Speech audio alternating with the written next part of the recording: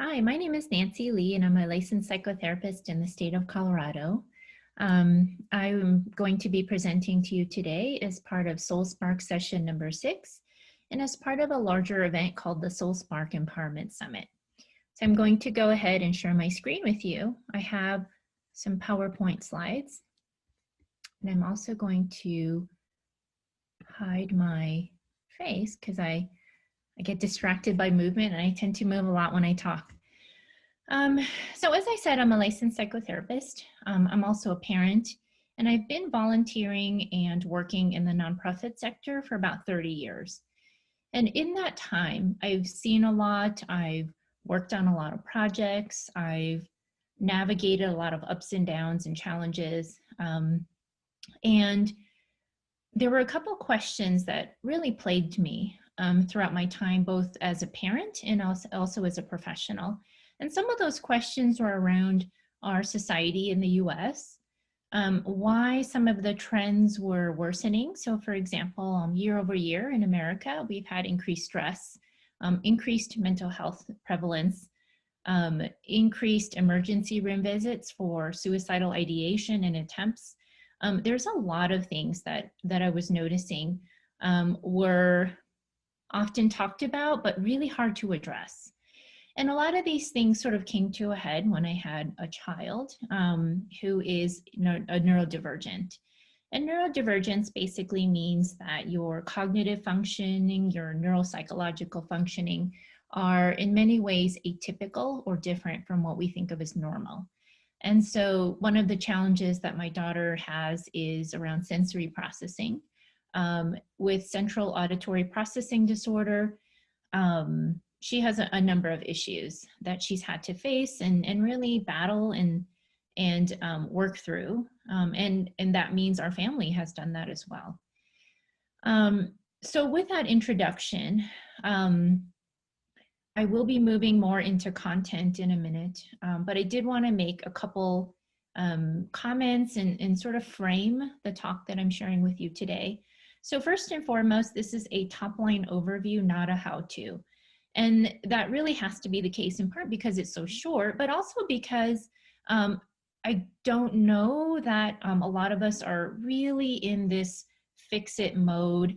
I think we're all experiencing pandemic fatigue. And frankly, I don't know what empowered parenting, social emotional wellness, or even social justice, how you define it or how it could be operationalized in your context. You know, when we move in these spaces, we have to get to such a granular level and cultural level and think about what that looks like for us. This presentation is meant to be descriptive, not prescriptive. And what that means is I'm really not here to tell you what to do. I would, however, like to make a case that what I'm presenting to you is food for thought.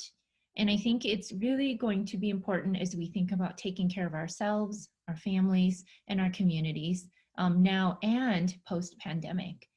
And also the slides will be available, and that's always really important to me. And there are going to be a couple slides that are a little bit dense, and so if you want to look at them later, they'll be available.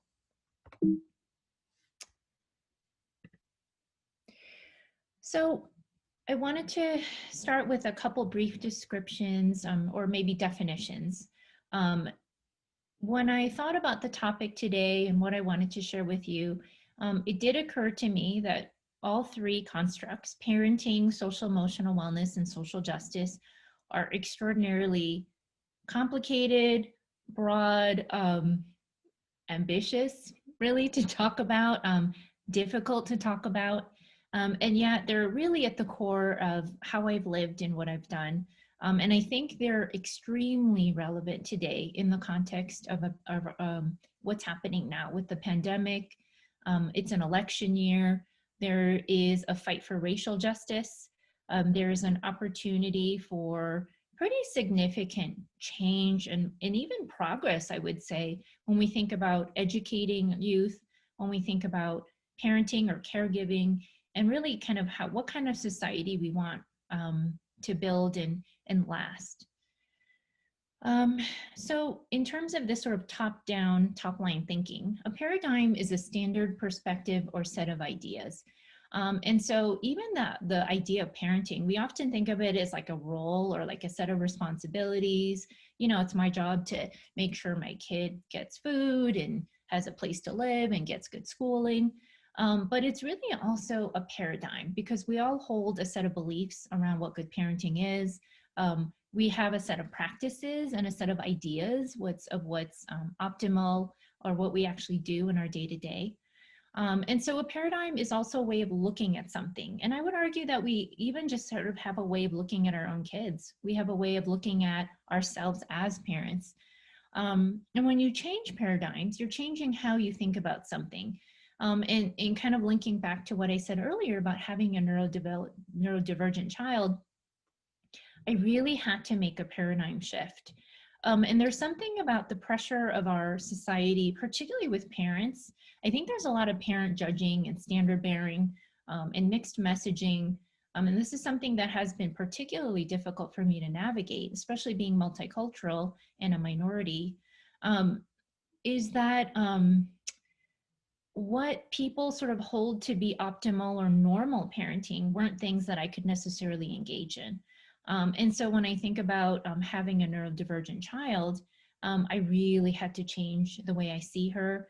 And there's as much as I wanted to fix things, I actually really more had to face things. I had to just kind of face things, reckon with what was actually happening, figure things out, and come up with solutions. And I would argue that that's actually a social emotional skill. And I would also argue that that's kind of what we need to do when we think about social justice. And parents have a long history of cultivating positive social emotional wellness with kids and communities. They have a long history of engaging in profound social change and social justice activities. Um, and in this time where we're particularly overloaded, stressed, honestly, some of us might be in crisis. Now more than ever, I think we have to think about what we're doing and just really keep moving forward. Another paradigm besides parenting here is social emotional wellness. And that's basically the ability to function and flourish socially and emotionally. So when we think about family health and wellness, we think about how our kids grow up, how they engage with school, whether it's online or in person. Um, Honestly, like you think about politics, you think about even social justice efforts, like let's say a committee, um, without a positive social emotional culture and social emotional skills, you're really not going to get very far. And frankly, you can really kind of um, engage in some pretty toxic and counterproductive behaviors. And honestly, like we're seeing now in politics. I would also argue that social justice is a paradigm. And it's really the concept of fair and just relations between people and society. And it's often looked at and measured by wealth, opportunity, social privileges. So a great example of a social privilege is the idea that you can walk down the street or drive on the road and you won't be targeted or victimized because of your skin color or the way you look. And I would argue that that needs to be a priority in our country. And if you're part of a group that's being targeted now, I would say that this is a particularly challenging and opportune time to be talking about this. I know for me that where all of these three intersect is I want to be a really positive, productive parent. I want to be able to cultivate positive social emotional wellness for my child and for myself. And I want to be able to contribute to a larger social justice. And when we think about social justice, it starts with the ways we interact with our children, with each other, and then really looking at kind of those layers and larger systems like politics, school systems, healthcare, mental health. Those are all things we can look at and work forward on. And so, of course, why should we care? And some days, you know, I'm really excited to talk about. And other days, I have to say, it's a little sad and scary to say, why should we care? But the bottom line is we really should care, and we kind of don't have a choice to not care. With everything that's going on now with COVID, some of these new issues and some of the old issues that are going to be there when we're through this pandemic, Our children are going to look to us to support their healthy development and set them up for success in the future. And if you're like me, you don't even know what this future is going to look like for your kid. And having a teenager, not even knowing, will she have access to college and a job? I mean, it would be nice to think that I'm setting her up for success. And at the same time, if I'm not looking at kind of the larger picture, it's hard for me to know how to support my daughter, but also how to advocate for those spaces where she can thrive. So now I'm going to move into a kind of more the science, I guess, part of the presentation. And this is an adapted model that comes from compassion-focused therapy. And so Paul Gilbert is a psychologist based in the UK, a really brilliant researcher and scholar and clinician, and has really created something pretty unique. And looking at a functional model for how compassion is both intrinsic to the human condition, wired into the human psyche, but also really important for our well-being and for social justice. And so this is a transdiagnostic model, which means it's not related to a diagnosis. In fact, I would say it's a non-diagnostic model. We all have, and I'll explain a little bit more about these three components, but we all have these three different motivation and emotion regulation systems wired into us. There is some research and compelling evidence that these are neural networks. So for example, if you look at these little gray boxes, so the threat system, the drive system, and the compassion system, they're all kind of hardwired in. And so for example, when we think about the threat system, we think about cortisol and fight or flight. When we think about the drive system, we think about dopamine, we think about craving and achieving and longing. And then when we look at the compassion systems, we think a lot about oxytocin, or kind of these feel-good emotions when we have positive relationships. And as I said earlier, these relate very much to both motivations and emotion regulation. And emotion regulation is basically the idea that we all experience, manage, and shift emotions sort of on a moment-to-moment basis, but also we can do it consciously. And one of the things that I've heard a lot, I've done a lot of talks on parenting and stress and really sort of important topics to me as a parent, and I think to many of us. This idea of motivation comes up a lot when we think about social justice. We think about parenting. We want our kids to feel motivated. We want them to feel driven. And what really is important to remember here is we actually have multiple motivations. These are hardwired in. And this is not a hierarchical model, which means compassion isn't necessarily better than threat. It's not better than drive. We want to be able to engage all three productively and in ways that are very healthy. So I'm going to move through the three models, and I'm going to do it really kind of hopefully succinctly, briefly. And then in the next slide, I'll talk a little bit about some of the strategies that we can engage in to actually really move into some of these more, I would say, pro-social states. So I'll start with the threat mode, which is something that I think we've heard a lot about and really is kind of what a lot of us are going through. And so when we think about elevated stress, we think about trauma, we think about highly difficult situations, or even dangerous situations, like, you've heard the example of running into a tiger on a hike. We want the threat system to come online. And so the ways in which it comes online is it can have an activating or inhibiting effect. So activating means it revs us up to go. And inhibiting means it can kind of slow us down or even shut us down. And those have different utility and functions depending on the context.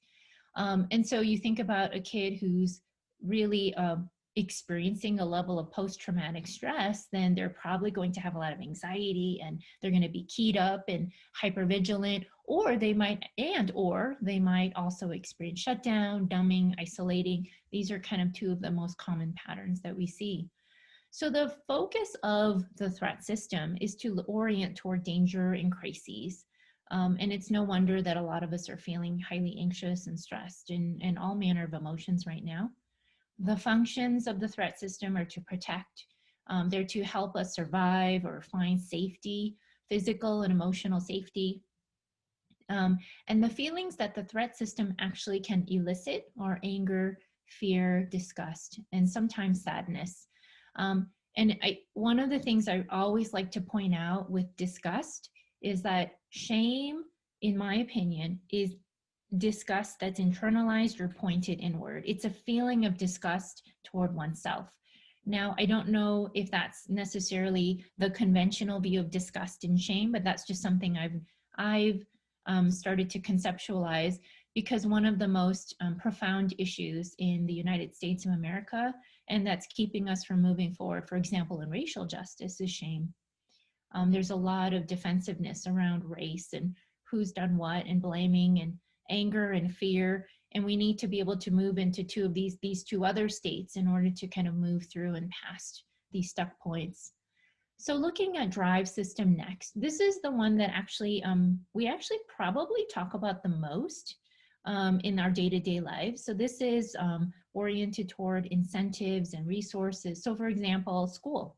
So you go to school, the incentive is maybe a job in the future, have resource, you're working on things, you're gaining knowledge, you're getting grades, work, you go to work and you get a paycheck. This is the activation system. And it tends to be intrinsically rewarding if you have a decently positive experience. And where this starts to go a little south is if you don't have positive experiences, then you might move into more threat mode. And so the function of this is to help us to achieve goals, to consume, to accomplish tasks. You can even actually put reproduction and procreation in this domain. This is about the survival of the species and the self. And then looking at kind of what feelings the drive mode tends to elicit. It's often excitement, wanting, and attaining. And so this is kind of the thing that, you think about what we do. We go shopping, we go out to eat, like that's drive mode. And then last but not least, this is the one that I think most of us have not heard about, or maybe know less about. This is called the compassion system. And so the main goal, I guess, or way in which compassion can be motivating and energizing is it's actually very soothing. And you think about a really nice interaction you have with someone, it can feel really pleasurable and really good. And so the foci of the compassion system are safeness and kindness, bonding. We look for affiliation, which is like connection or networking, comforting. And then the feelings that the compassion system can elicit are connection and deep acceptance and contentment. And these are often elusive states when we're in a threat mode or we're in overdrive or hyperdrive. So looking at some evidence-based strategies, I want to start with a little bit of a differentiation, and that is within each system, we actually can operate in a healthy way and an unhealthy way. So for example, with the drive system, think about over-consuming or overworking. Think about threat, being overly oriented to danger and crisis. And then with compassion, I could see maybe being overly empathetic, or maybe overly skewed toward maybe unhealthy relationships even. And so this is a really important thing to note, that we can engage in all three of these in healthy ways. I'm going to go into a little bit more about some of the strategies for the compassion networks. But first and foremost, I want to say that one of the core issues that I think is happening when we think about sort of how we're parenting and helping our youth is that there's been this tremendous shift in our society over the years toward what I call threat-based drive. There is this relentless pursuit of achievement and self-orientation that I think has been maybe slowly creeping in, and I think escalated with the introduction of social media and technology. And I think some of this is actually very well-meaning. We want our kids to succeed. We want them to perform well. But some of the research is actually showing that when you survey really large quantities of youths, they're actually choosing good grades over healthy relationships or other more altruistic and compassionate things. And this is actually, to me, a bit of a tipping point where we can maybe start to think about moving toward compassion-based drive. And really what that is looking not at sort of loss and threat and achievement so much in and of themselves, but looking at the values of why. Why are we doing this? And I would argue that in order for racial justice or social justice to actually succeed, we need to have a very values-based approach to what we do. So we want compassion-based drive. And one of the things that I do a lot in my private practice and in my day-to-day life is I really work at building compassion toward myself and others. And there has to be a flow. We have to engage in compassion to ourselves, and we have to be able to receive compassion from others and give it out toward others. And this flow is what's really brilliant about some of Paul Gilbert's work, and I think is really hard sometimes to activate. So I'm going to end here. I do have one more slide where I talk about, just briefly, I'm going to present some strategies or resources and then my contact information if you want to reach out. But the biggest key for developing compassion for self and others is to actually practice it. It's engaging in kind acts. It's appreciating moments of connection. So for example, one of the things that my daughter and I have been doing in this pandemic is watching positive shows where people actually appreciate each other, or take care of each other, or take care of animals. And there's something about this I'm noticing that's really activating our compassion systems in a meaningful way, and really just kind of helping with our mood and really kind of balancing out some of the toxic negativity that's going on around us. Learning how to really respect and honor our needs and others' needs. And this can go everything from very simple of just, kind of the golden rule, be nice. But I would argue that this can go really high level in terms of cultural competence and cultural humility. And then last but not least, make time for positive emotions and self-soothing. This is something that's often looked down upon or stigmatized when we look at groups and cultures that are highly oriented toward drive and threat. But one of the surest signals that you're going to either burn out or not do well is if you just don't take care of yourself.